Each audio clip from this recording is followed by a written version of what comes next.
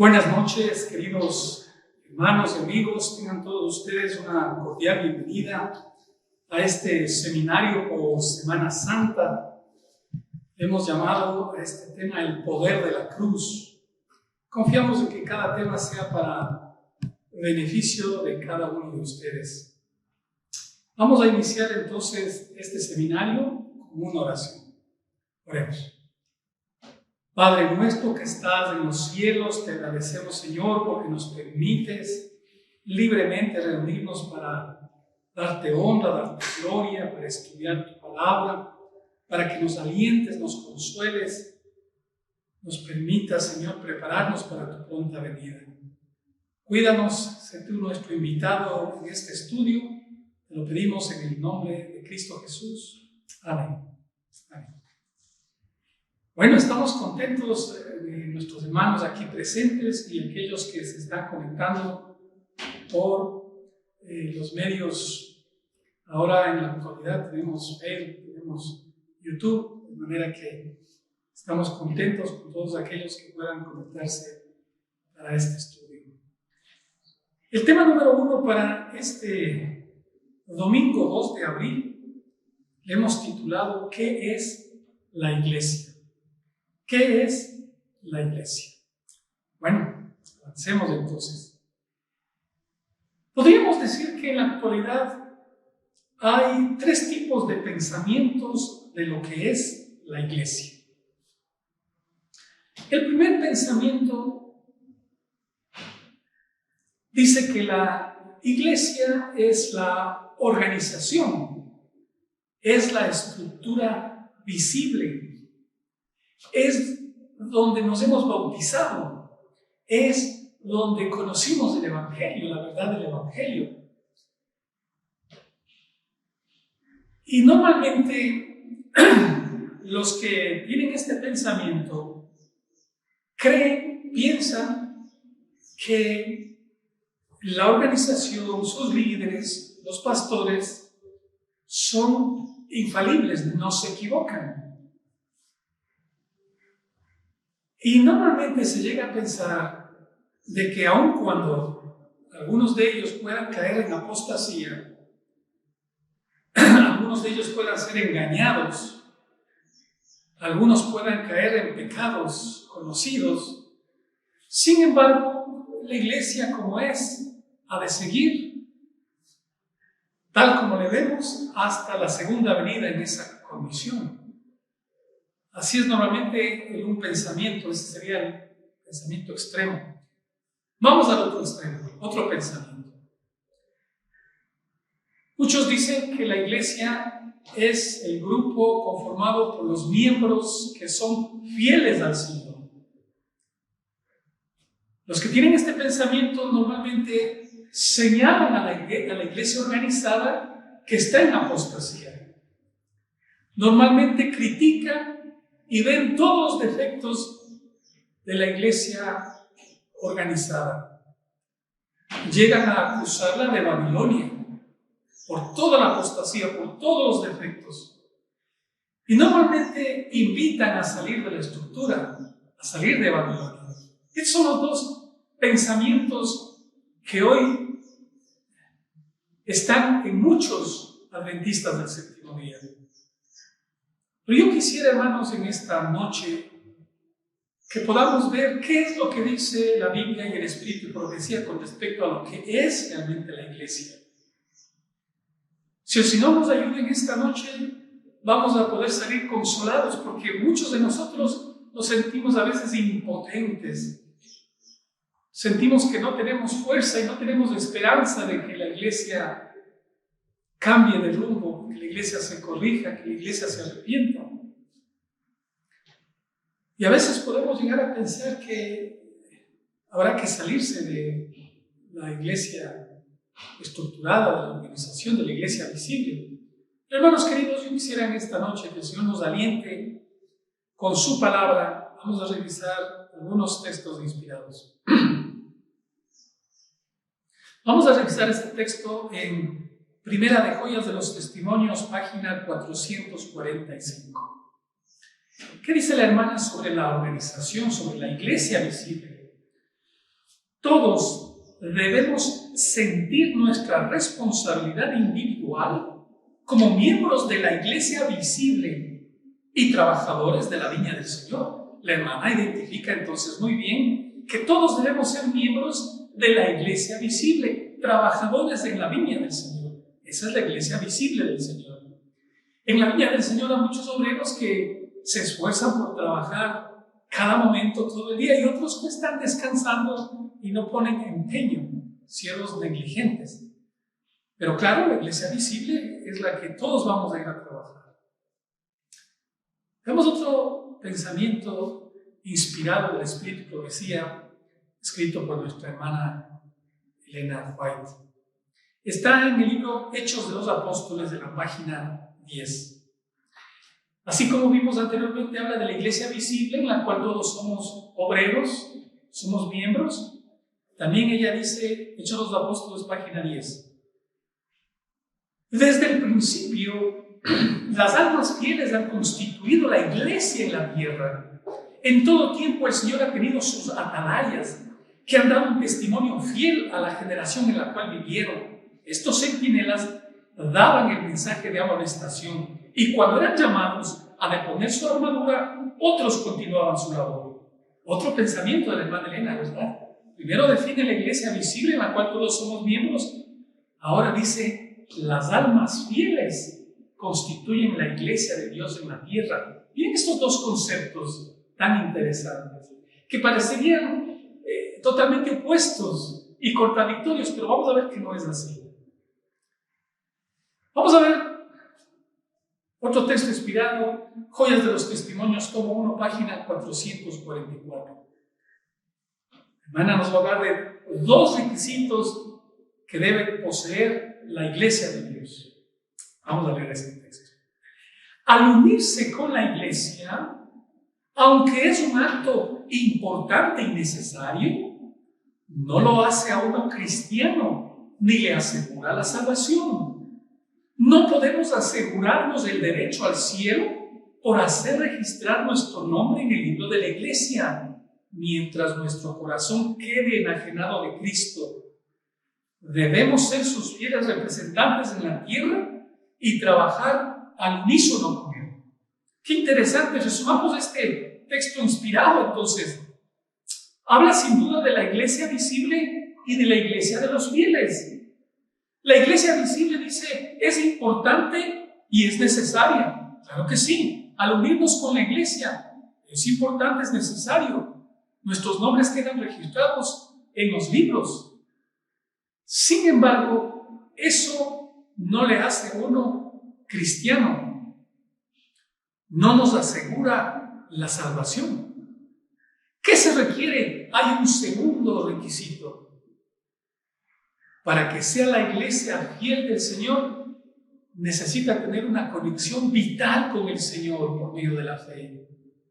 Esa fe en Cristo Jesús, esa unión con Cristo, le hace cristiano verdadero.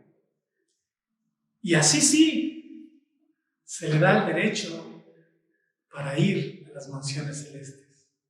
Noten lo interesante. Dos requisitos.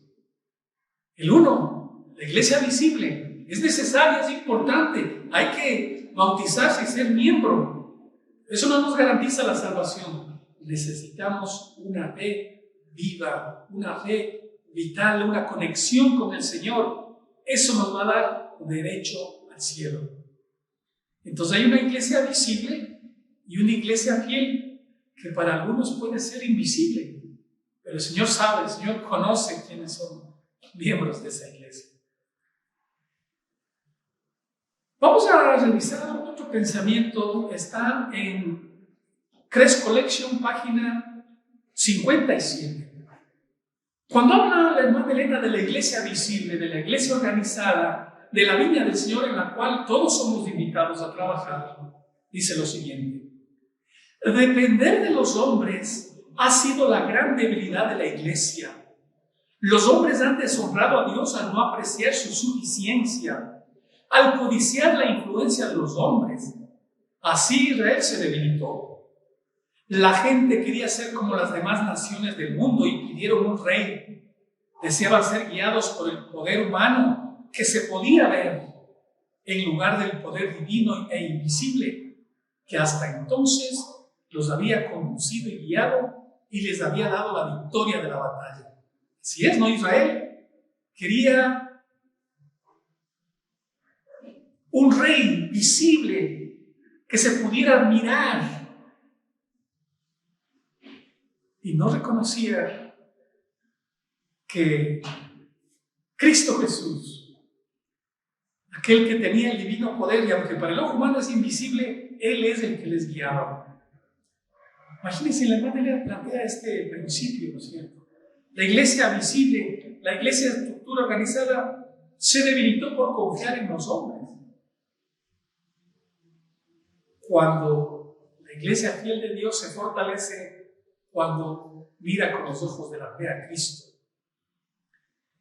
Vamos a revisar otro simbolismo interesante de la hermana Joy con respecto a los pámpanos y la vid, a esa unión que debe existir entre la iglesia y Cristo. Dice en Primera de Joyas de los Testimonios, página 445. Así como el pámpano sin savia se une a la vid verdadera, así debemos de estar conectados con Cristo. Pero miren lo que dice la hermana Elena. Hay dos tipos de conexión entre las ramas y el tronco de la vid. Uno es visible, pero superficial. El otro es invisible y vital. ¡Qué interesante! ¡Qué interesante! Sigamos con el texto. De modo que hay una unión aparente, una pertenencia a la iglesia, una profesión de religión que aunque en sí misma es buena, pero con demasiada frecuencia no va acompañada de la fe salvadora en Jesús o de la obediencia viva a los mandamientos de Dios. Resumamos este texto inspirado. Nos dice que se necesita una conexión de la vid. Los pámpanos deben estar conectados a la vid. Los pámpanos que no tienen vida, que no tienen savia, deben estar conectados a la vid. Pero hay dos tipos de conexiones, dice. Una conexión visible y superficial. La otra, en cambio, es una conexión invisible pero vital. Aunque no se ve, pero el pámpano está unido a la vid y toma de él la savia, su vida, toma el amor del Señor. Una iglesia visible, dice, tiene unión aparente. La iglesia fiel del Señor tiene unión permanente. La iglesia visible, aunque es bueno tener esa conexión, pero no tiene una fe salvadora. Claro que fue bueno. Muchos de nosotros conocimos el Evangelio por medio de la iglesia visible, por medio de los seminarios a los cuales asistimos. Así conocimos la verdad. Es bueno, pero si no tenemos una fe salvadora, no nos va a servir. La iglesia fiel del Señor necesita una fe viva, una fe que salve. Y claro, la iglesia visible, con esta unión superficial, que no tiene una fe salvadora, no tiene frutos. El pámpano que no lleva frutos será cortado. Pero la iglesia fiel, con una conexión permanente, vital, dará frutos de obediencia. Bueno, este pensamiento hermoso de la hermana Elena. Ella reconoce que hay una iglesia organizada, una iglesia por medio de la cual el Señor tiene aquí en este mundo su baluarte, a cual le ha puesto en sus manos la ley de Dios para que la ponga al conocimiento del mundo, a la cual se le ha dicho que tiene que llevar el Evangelio. Hay una iglesia organizada, al cual el Señor la ama, pero el Señor tiene dentro de la iglesia organizada, dentro de la estructura de la iglesia, tiene su iglesia invisible, conformada por los fieles del Señor, por los que han aceptado su gracia, su bondad, su misericordia, han aceptado por fe el arrepentimiento, el perdón de pecados y la gracia transformadora. Bueno, hemos visto algunos textos inspirados. Vamos a recorrer a través de la Biblia algunos textos para ver acerca de su iglesia, a ver si es que hay esto de la iglesia invisible y la iglesia de los fieles de Dios. Génesis 3:15, desde ahí aparece en la promesa del pacto eterno, aparece ya la visión de la iglesia del Señor. Génesis 3:15 le dice a la serpiente: pondré, dice el Señor, enemistad entre ti y la mujer, entre tu simiente y la simiente suya. Esta te herirá la cabeza, tú le herirás en el calcañar. El Señor promete a su iglesia que enviará al Mesías, a un Salvador, y que vendrá como hombre a esta tierra. Con su vida dará ejemplo de lo que es una vida de fe. Irá a la cruz del Calvario y ahí pagará el precio de nuestros pecados. Satanás con esto pensaría infligirle al Señor una herida, pero sería solamente una herida en el talón, porque en la cruz del Calvario el Señor dio un golpe mortal a la serpiente, ganó la victoria, le venció. Esta hermosa promesa para su iglesia está revelada en Génesis 3:15. Nos dice que Adán, luego del pecado, se transformó en un hombre, cambió de naturaleza, ahora era un hombre carnal. Dejó de ser hombre espiritual y ahora Adán era un hombre carnal. Ahora su condición, la condición de Adán estaba en amistad con la serpiente. El pecado fue lo que ocasionó enemistad con Dios. Y Adán ahora en este estado de amistad con Satanás, habiendo pecado y estado enemistado con Dios, Adán lo único que podía hacer es desobedecer. Solamente podía dar frutos de desobediencia. La promesa de Génesis 3:15 para su iglesia es que Él puede hacerle al hombre nuevamente espiritual. El Señor promete que Él va a poner enemistad con la serpiente, una enemistad de tal naturaleza que odie al pecado, aborrezca el mal. Eso puede hacer el Señor. Y el Señor hace eso eliminando el pecado del corazón del creyente para que el creyente vuelva a estar en amistad con Dios. Y un hombre espiritual en esta condición lo que va a ver es frutos de obediencia. ¡Qué maravilla! Aun cuando el hombre pecó, aun cuando por el pecado se hizo enemigo de Dios, Dios nunca lo consideró al hombre como su enemigo. Al contrario, amó tanto al mundo, amó tanto al hombre que dio a su Hijo unigénito para que todo aquel que en él crea no se pierda, mas tenga vida eterna. La promesa a su iglesia es que le puede hacer nuevamente al hombre espiritual, que puede quitar el pecado del corazón para que vuelva a hacerse amigo de Dios. Gálatas 3:16 nos dice que la simiente prometida es Cristo. Ahora bien, a Abraham fueron hechas las promesas y a su simiente. No dice ya las simientes como si hablase de muchos, sino como de una, tu simiente, la cual es Cristo. De manera que a la mujer se le dice, a su descendencia, a la iglesia, se le dice que levantaría una simiente. Esa promesa se le repitió a nuestro padre Abraham. Y Abraham creyó en esta promesa, creyó en la simiente. Esa simiente es Cristo. Solo Él puede poner enemistad con Satanás.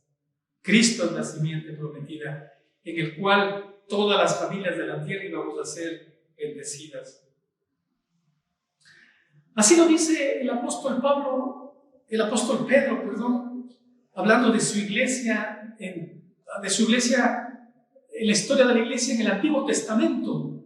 Cuando Pedro hace un discurso en el pórtico de Salomón, dice lo siguiente, Mateo 12:25, dice, vosotros, les dice a la iglesia judía, vosotros sois los hijos de los profetas y del pacto que Dios hizo con nuestros padres, diciendo a Abraham, en tu simiente serán benditas todas las familias de la tierra.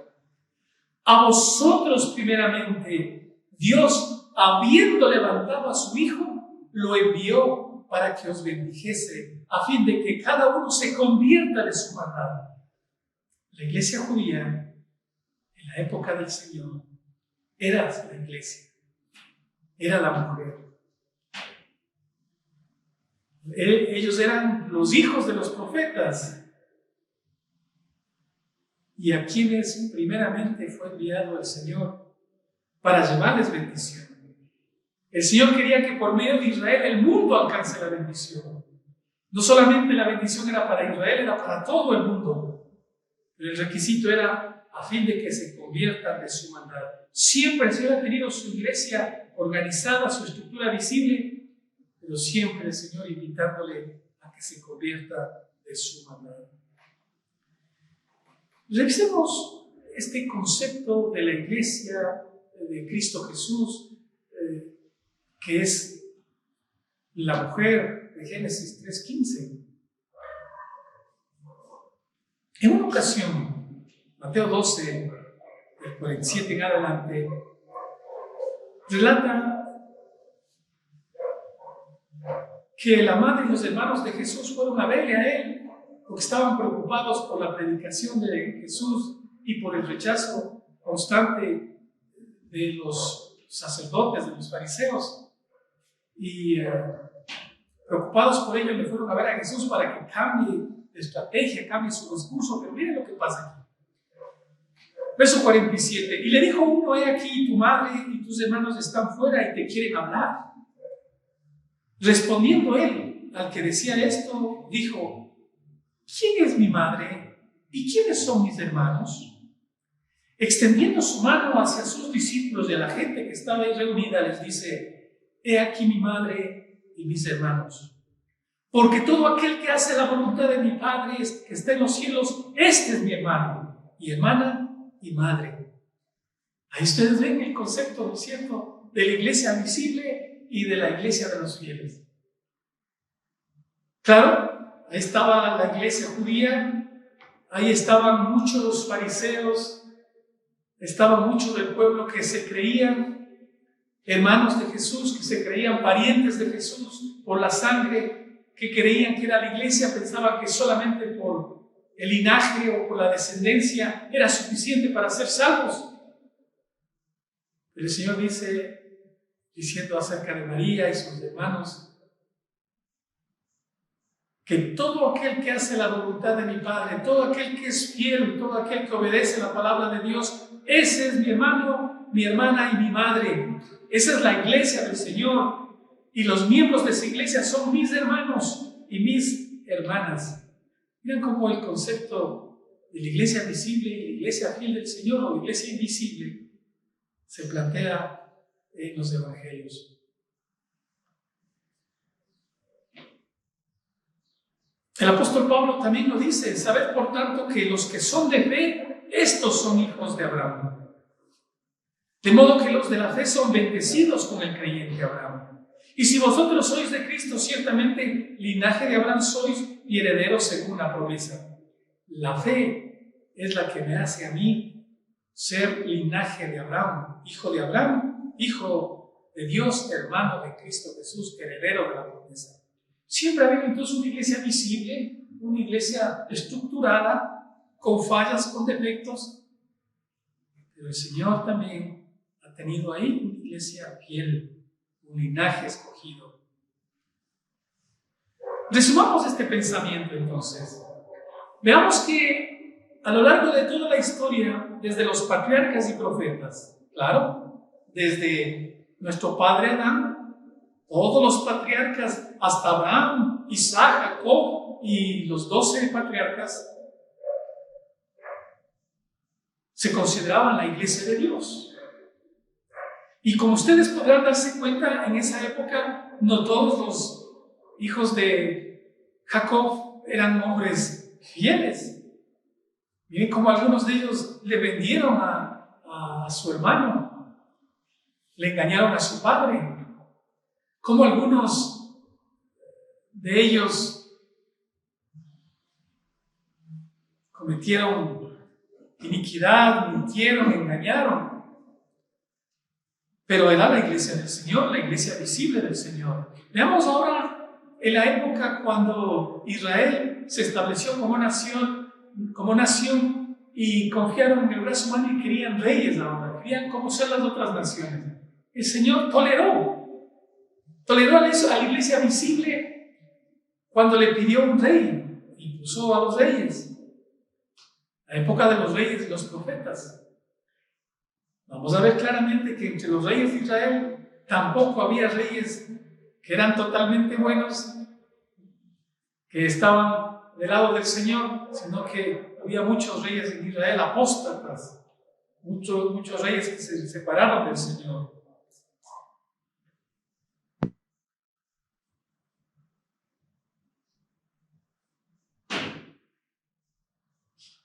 Y en las épocas más sombrías de esa época, ¿recuerdan ustedes cuando el profeta Oseas señalaba a Israel de apostasía, de infidelidad? Pero en esas épocas el Señor la seguía mirando como su iglesia, visible, organizada. En la época cuando vino Cristo, Él vino como judío que era miembro de la iglesia judía, y a los suyos vino y los suyos no le recibieron. Cuando Jesús murió, y conforme a la profecía de Daniel, de las 70 semanas, la iglesia de Dios, la iglesia visible de Dios, sería entregada a otros labradores. Los judíos dejaron de ser dignos y la viña del Señor fue entregada a otros labradores. Los gentiles, apareció la iglesia apostólica, la iglesia cristiana.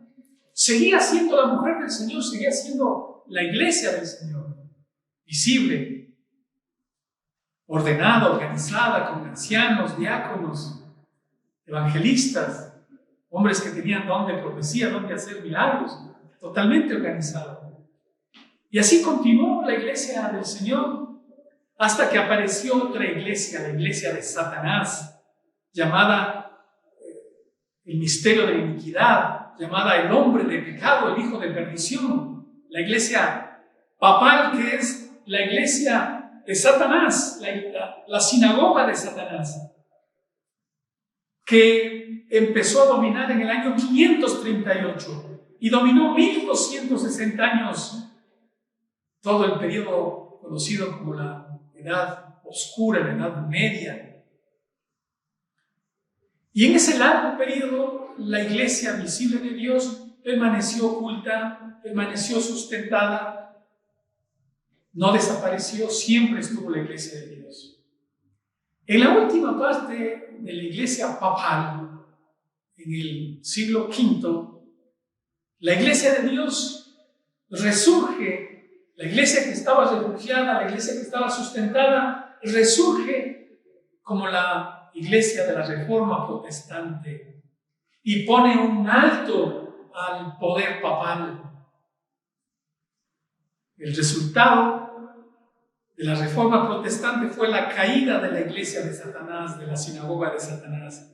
La iglesia papal recibió una herida de muerte. Y de la Reforma protestante, de la iglesia del Señor, surge también la iglesia adventista del séptimo día, como la iglesia visible, organizada, estructurada del Señor. Así ha sido siempre, ha sido la historia a lo largo de las Sagradas Escrituras.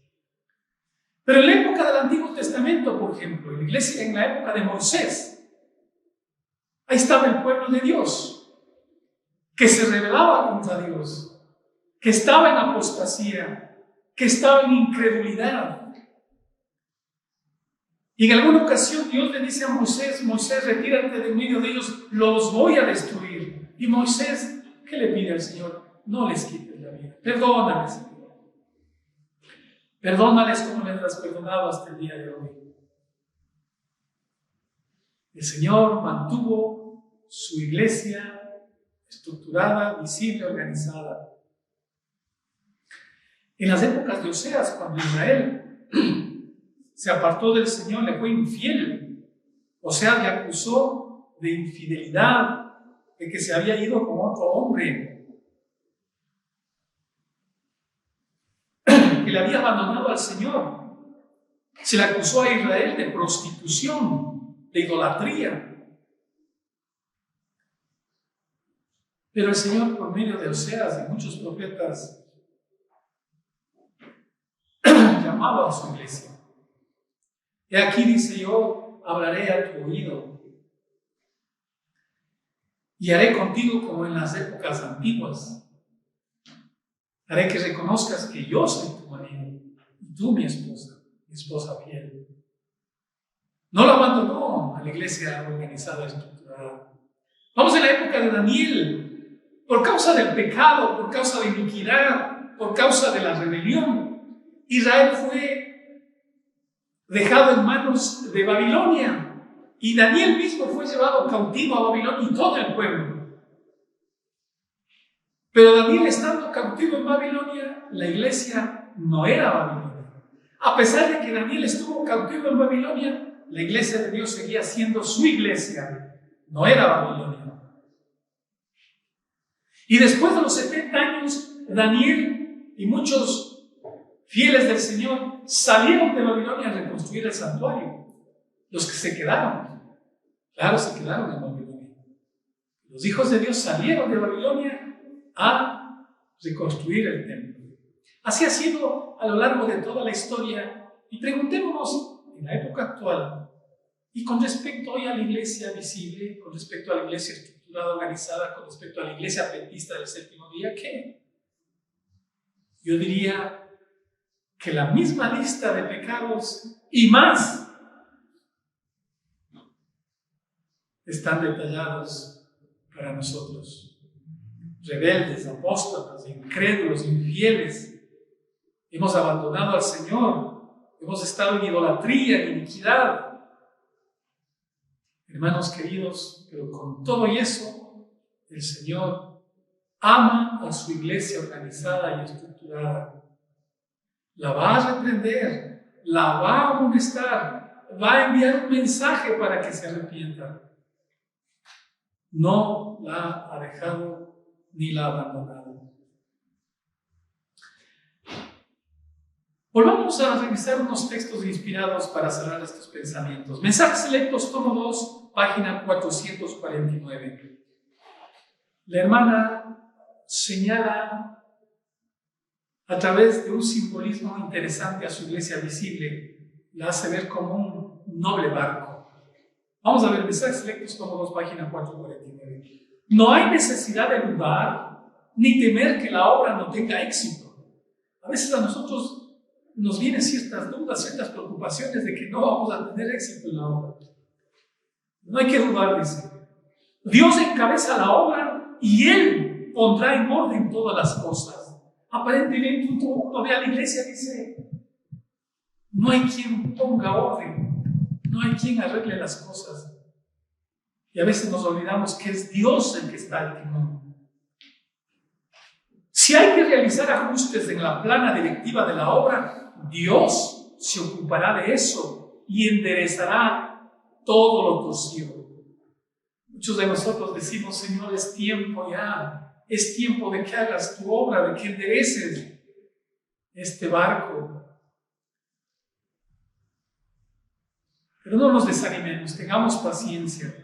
Dice la hermana, continúa diciendo: tengamos fe en que Dios conducirá con seguridad hasta el puerto el noble barco que lleva al pueblo de Dios. En este noble barco, en esta iglesia visible, en esta iglesia estructurada que tiene muchos defectos, que tiene muchas maderas apolilladas posiblemente, hay mucha preocupación de los pasajeros pensando que van a naufragar.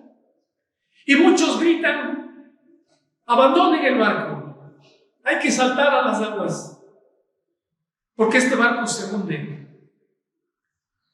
Y muchos pensamos que esa es la solución, nos botamos al agua. Pero qué visión tan terrible sería de su iglesia, ¿no es cierto? Pensar que van a llegar a la playa diseminados los pasajeros, agarrados de un pedazo de barco, de una madera, aferrados para salvarse la vida, y cada uno llegando como puede a la playa. Esa no puede ser la visión de la iglesia del Señor. La iglesia del Señor es un noble barco.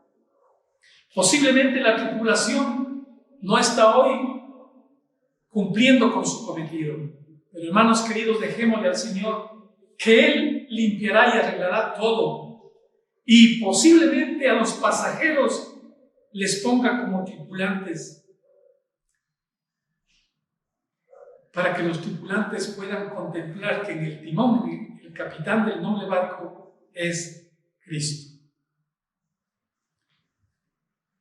Hermanos queridos, Mensajes Selectos, tomo 3, página 22. En la palabra de Dios no se nos da ningún consejo ni autorización a quienes creen que el mensaje del tercer ángel debe guiarlos para que puedan apartarse de la iglesia. Aquellos que profesamos el mensaje del tercer ángel, no se nos ha dado ningún consejo ni autorización para podernos apartar de la iglesia. No. Podéis tener este problema resuelto, dice la hermana Elena, para siempre en vuestra mente. Es el plan de mentes no santificadas lo que estimula el estado de desunión. Mentes no santificadas promueven que nos salgamos de la iglesia, apartarnos de la iglesia. Muchos han acogido en su mente de que es necesario levantar una nueva organización. Pero miren lo que dice en Mensajes Selectos, tomo 2, página 449. El Señor ha declarado que la historia del pasado se repetirá cuando entremos en la hora final. Hay que proclamar ante el mundo todas las verdades que Él ha dado para estos últimos días. Hay que fortalecer cada pilar que Él ha establecido. Noten esto, pongan atención. Ahora, no podemos alejarnos del fundamento que Dios ha colocado. No podemos entrar en ninguna nueva organización, porque esto significaría apostatar de la verdad. No podemos entrar en ninguna nueva organización.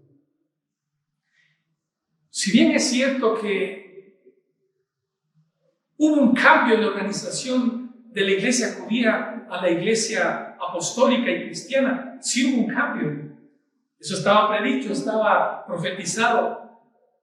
Pero para el tiempo actual, hermanos queridos, no va a haber esa condición.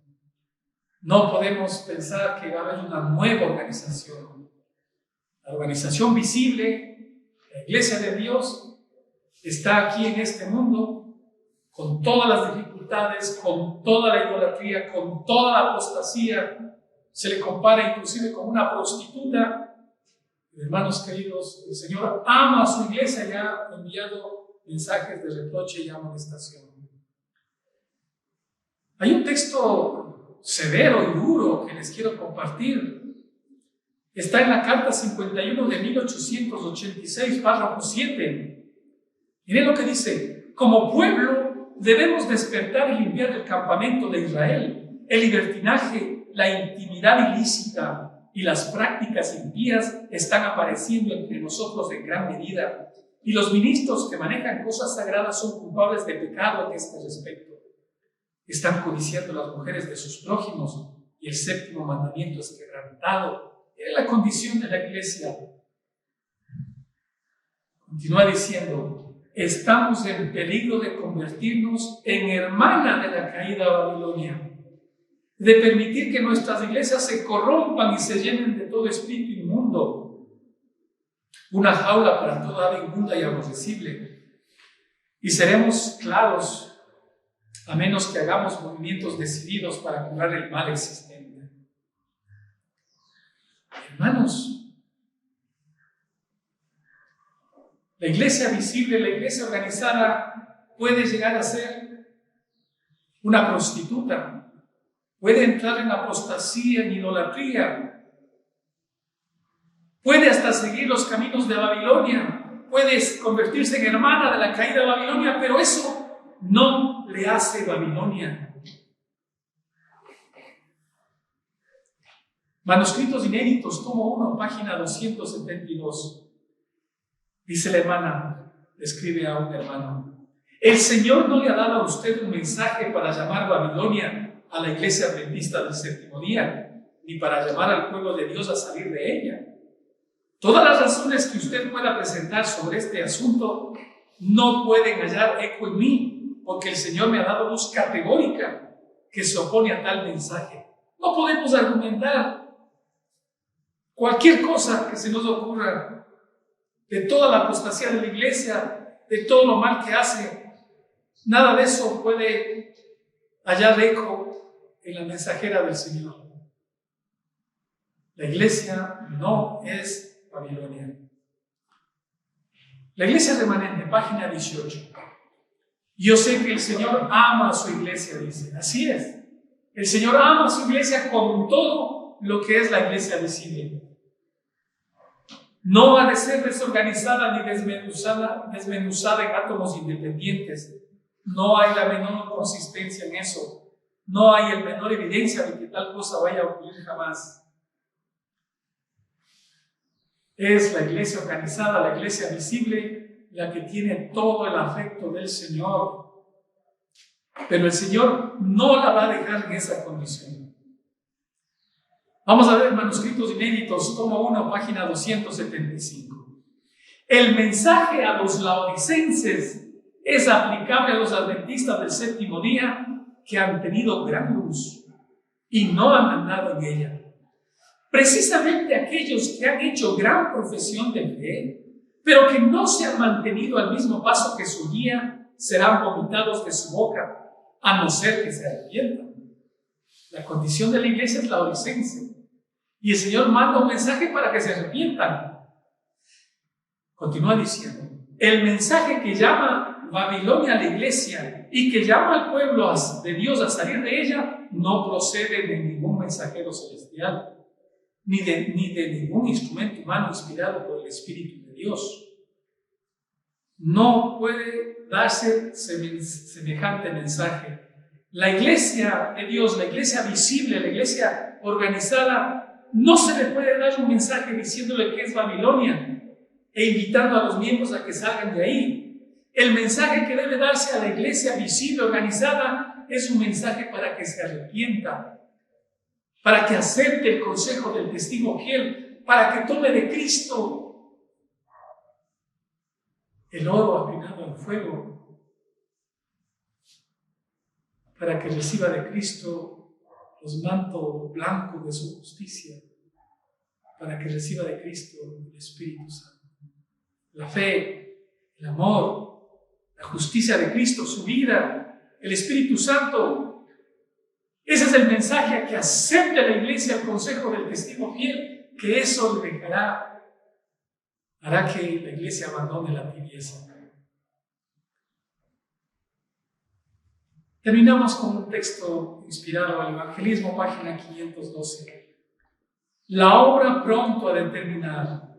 Los miembros de la iglesia militante que han demostrado ser fieles integrarán la iglesia triunfante. ¡Qué precioso pensamiento! Iglesia militante, iglesia triunfante.